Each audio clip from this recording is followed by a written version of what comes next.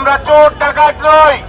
আমাদেরকে যেভাবে গুলি, এয়ার সেল, গ্রেনেড বোমা যেভাবে আমাদেরকে নিক্ষেপ করা হয়েছে, আমাদের প্রায় 70 জন ভাইকে আহত করেছে। এখন আমাদের প্রধান দাবি কি? আন্দোলন কর্মসূচি করতে গিয়ে আমাদের ভাইদেরকে মিথ্যা এবং ষড়যন্ত্র মামলা দিয়েছে। এই মামলা প্রত্যাহার করতে হবে। বন্ধুগণ, বিটিআরসি ভবন কারা ভেঙেছে আপনারা জানেন। যারা অফিসিয়াল খুনির ব্যবসায়ী, তারা তাদের প্রমোটার দিয়ে আমাদেরকে সরকারের কাজ করায়, সরকারের মুখোমুখি দাঁড় করানোর জন্য তারা পরিকল্পিতভাবে বিটিআরসি ভবন ভেঙেছে। বন্ধুগণ, আমরা ব্যবসায়ী, আমরা শান্তি চাই। আমাদের ন্যায্য দাবিগুলো কি? আমাদের ন্যায্য দাবিগুলো হলো, আমরা বাংলাদেশে রিকন্ডিশন গাড়ির মতো একমাত্র স্মার্ট সিটি বসুন্ধরা, আধুনিকতায় এক ধাপ এগিয়ে। ইউজ ফুডের হিউজ একটা বাজার সৃষ্টি হয়েছে। সেই ইউজ ফুডের আমদানি করতে দিতে হবে। আমাদেরকে সহনীয় পর্যায়ে ট্যাক্স, যেটা 61% ছিল, সেটা 43 করা হয়েছে। আমরা চাই এটা 10 থেকে 12%।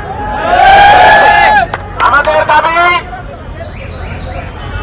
বিটিআরসি করতে সহজ শর্তে আমদানির জন্য যে নীতিমালা আছে, এনওসি সহ যে বাধাগুলো আছে, এগুলো তুলে দিতে হবে।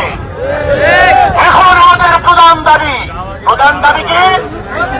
আন্দোলন কর্মসূচি করতে গিয়ে আমাদের ভাইদেরকে মিথ্যা এবং ষড়যন্ত্র মামলা দিয়েছে।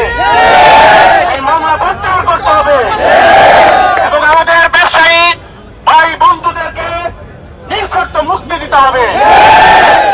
প্রিয় বন্ধুগণ, আমরা চোর ডাকাত নই। আমাদেরকে যেভাবে গুলি, এয়ার সেল, গ্রেনেড বোমা যেভাবে আমাদেরকে নিক্ষেপ করা হয়েছে, আমাদের প্রায় 70 জন ভাইকে আহত করেছে। শুধুমাত্র নয়, আমরা নিহত হতে প্রস্তুত। কারণ এটা আমাদের রুটি রুজির জায়গা। আমাদের ব্যাংক লোন আছে, আমাদের বাসা ভাড়া আছে। আমরা বাংলাদেশের নাগরিক। বাংলাদেশের 30 থেকে 40 ঊর্ধ্ব সকল ইয়াং জেনারেশনের ব্যবসাটা করে। এই ব্যবসায়ীদেরকে বেকার করে বাংলাদেশের তরফ সাহেব আপনি থাকতে পারবেন না। আপনারা সতর্ক হন।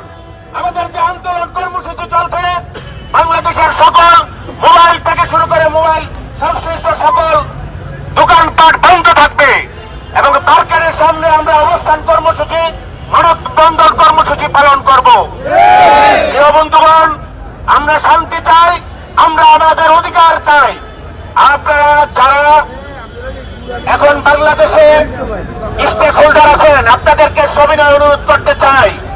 পাশাপাশি প্রধান উপদেষ্টা সাহেব, আপনারা বাংলাদেশের এখন মুরব্বী, আপনার কাছে সবিনয় অনুরোধ, আমরা টেবিলে বসতে চাই, আমরা আলোচনা করতে চাই, আমাদের ন্যায্য দাবি মেনে নেবেন, এই প্রত্যাশায় সকলকে অভিনন্দন জানিয়ে আজকের কর্মসূচি পালন করার জন্য আপনাদের ধন্যবাদ জানিয়ে আমার বক্তব্য শেষ করছি। আসসালামু আলাইকুম।